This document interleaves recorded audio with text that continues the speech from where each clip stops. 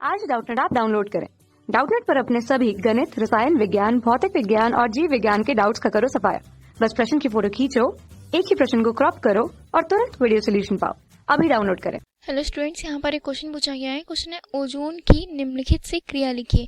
तो हमें यहाँ पर कुछ यौगिक दिए गए हैं, उनसे हमें ओजोन की अभिक्रिया बतानी है, उसका रासायनिक समीकरण देना है कि उससे हमें क्या उत्पाद प्राप्त होता है। ठीक, तो इसमें पहला है Hg, जिसे हम कहते हैं मरकरी। दूसरा है I2 आयोडीन। तीसरा है Ki, जिसे हम कहते हैं पोटेशियम आयोडाइड। और चौथा है FeSO4, जिसे हम कहते हैं फेरस सल्फेट। ठीक है, तो हम यहाँ पर एक एक करके रासायनिक समीकरण देंगे। सबसे पहले हम देंगे ओजोन का मरकरी से। तो ओजोन का रासायनिक सूत्र क्या होता है? O3। और मरकरी को हम लोग Hg से लिखते हैं। तो ये जब इसके साथ अभिक्रिया करता है, ओजोन मरकरी के साथ अभिक्रिया करता है, तो मर्क्यूरस ऑक्साइड में ऑक्सीकृत कर देता है उसको। और क्या बना लेता है? मर्क्यूरस ऑक्साइड, मतलब Hg2O। ये क्रिया जो होती है, ओजोन से क्रिया कराने पर मरकरी जो होती है उसका मैनिकस नष्ट हो जाता है। जब इसकी अभिक्रिया होती है मरकरी के साथ, तो इसका मैनिकस नष्ट हो जाता है और मरकरी कांच से चिपक जाता है। ठीक, और क्या होता है जब ये कांच से चिपक जाता है, तो इसे मरकरी का क्या कहते हैं? अवशिष्ट कहते हैं, जिसे हम कहते हैं टेलिंग ऑफ मरकरी। ठीक, लेकिन फिर क्या होता है जब हम जल के साथ फिर से इसे मिलाकर पुनः हिलाते हैं, तो क्या होता है? मैनिकस जो होता है वो फिर से प्राप्त कर लिया जाता है। और यही कारण है कि हम लोग मरकरी ओजोन से जो प्राप्त होती है Hg2O में ऑक्सीकृत हो जाती है। ठीक है, और मरकरी जो होता है वो घुल जाता है। तो हम इसे यहाँ पर लिख सकते हैं, O3 Hg के साथ अभिक्रिया करता है तो क्या बनाता है? Hg2O, जिसे हम क्या कह रहे हैं? Mercurous oxide plus oxygen. ठीक है, तो इस अभिक्रिया में हमें 2 Hg की ज़रूरत है। तो यहाँ पर हम 2 Hg लगाकर इसे मरकरी को संतुलित कर देंगे। तो इस प्रकार हमारी अभिक्रिया भी संतुलित हो जाती है और हमें प्राप्त क्या होता है? Mercurous oxide. ठीक, मर्क्यूरस ऑक्साइड ये यहाँ पर मेन उत्पाद के रूप में। ठीक, और इस अभिक्रिया को हम क्या कहते हैं? इस अभिक्रिया का नाम होता है टेलिंग ऑफ, इसे लिख देते हैं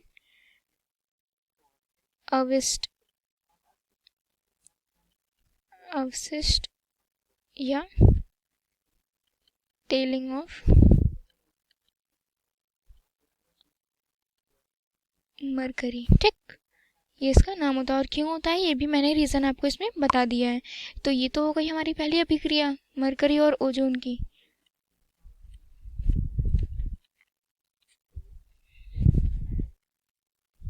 ठीक, अब आते हैं हमारी दूसरी अभिक्रिया पर। दूसरी अभिक्रिया में क्या कह रहा है कि ओजोन की अभिक्रिया हम किससे करा रहे हैं? आयोडीन से। O3 प्लस I2, ये क्या है? आयोडीन। ठीक, तो आयोडीन से अभिक्रिया करने के पश्चात क्या होता है इसमें? यहाँ पर देखते हैं क्या यौगिक मिलता है। जब ओजोन शुष्क आयोडीन से अभिक्रिया करता है तो क्या बनाता है? ये बनाता है पीले कलर का ऑक्साइड, जिसे हम क्या कहते हैं? आयोडेट। आयोडीन आयोडेट भी कहते हैं। ठीक, तो यहाँ पर क्या बना? I4O9 बनता है। ये है हमारा 2I2 प्लस 9O3। ठीक, तो यहाँ पर 4 आयोडीन है, तो I4 तो ये हमारा संतुलित हो गया है। ये I4 संतुलित हो गया और O9, अभी भी हमें 3 O की ज़रूरत है। ठीक है, तो यहाँ पर हम क्या बना लेंगे? 9O2।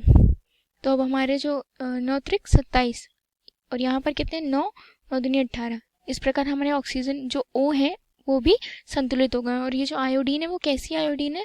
शुष्क है। ठीक, तो जब शुष्क आयोडीन अभिक्रिया करती है किससे? ओजोन से, तो ये पीले ऑक्साइड में कन्वर्ट हो जाती है, मतलब परिवर्तित हो जाती है। इसका नाम है पीला ऑक्साइड। ठीक है, पीले ऑक्साइड में बदल जाती है, जिसका नाम क्या है? Iodine iodate. Iodine iodate. ठीक है, ये हमें मुख्य उत्पाद के रूप में प्राप्त होती है। तो चौथी अभिक्रिया में ये क्या कहता है? हमारी दूसरी अभिक्रिया तो हो गई।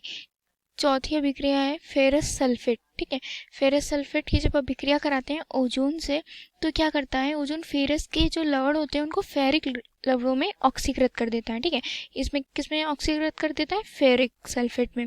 तो आप ये देख रहे हैं यहाँ फेरिक सल्फेट से फेरिक सल्फेट यहाँ पर बन गया है, जो कि थोड़ा सा अम्लीय माध्यम होता है क्योंकि हमने यहाँ पर सल्फ्यूरिक अम्ल लिया है। ठीक है, तो यहाँ पर क्या प्राप्त हो गया, फेरिक सल्फेट। और ये क्रिया का क्या कर रही है, ऑक्सीकृत कर रही है। ठीक, तो इस प्रकार ये भी अभिक्रिया हमारी हो गई। अब तीसरी अभिक्रिया की बात करें, मैंने यहाँ पर तीसरी अभिक्रिया को स्किप कर दिया था। तीसरी अभिक्रिया में क्या कह रहा है, पोटेशियम आयोडाइड से। तो जब ओजोन KI से अभिक्रिया करता है, ठीक है, तो इस अभिक्रिया में क्या हुआ, जब इसने पोटेशियम आयोडाइड के साथ ओजोन ने अभिक्रिया की तो क्या होता है कि जब ओजोन पोटेशियम आयोडाइड के उदासीन विलयन से जब अभिक्रिया करता है तो आयोडीन मुक्त करता है और साथ में क्या बनाता है, KOH, जिसे हम क्या कह रहे हैं, पोटेशियम हाइड्रोक्साइड। ठीक है, ये जो है, ये जितनी भी ये अभिक्रिया है ये ऑक्सीकारक गुण कहलाएंगी, किसका, ओजोन का, क्योंकि ये क्या कर रहा है, ऑक्सीकृत कर रहा है। ठीक है, जैसे इस प्रकार, जैसे हमारी फोर्थ वाली जो अभिक्रिया थी उसमें भी फेरस सल्फेट को किसने ऑक्सीकृत किया था, ओजोन ने, किसमें, फेरिक सल्फेट में। तो ये सारे ऑक्सीकारक गुण हैं। ठीक, तो आशा करती हूँ ये रासायनिक अभिक्रियाएं आपको समझ में आ गई होंगी। ठीक है, अब इस अभिक्रिया को संतुलित कर लेते हैं कि इस अभिक्रिया में क्या होता है, ये 2KI था।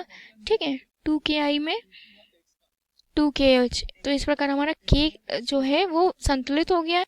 ठीक है, तो ये अभिक्रियाएं हैं, हमारे इस क्वेश्चन का आंसर है। ठीक है, थैंक यू। कक्षा 6वीं से 12वीं से लेकर नीट, IIT, JEE वो एडवांस के लेवल तक 1 करोड़ से ज्यादा छात्रों का भरोसा। आज ही डाउनलोड करें डाउटनेट ऐप या व्हाट्सएप करें अपने सारे डाउट्स 8400 400 400 पर।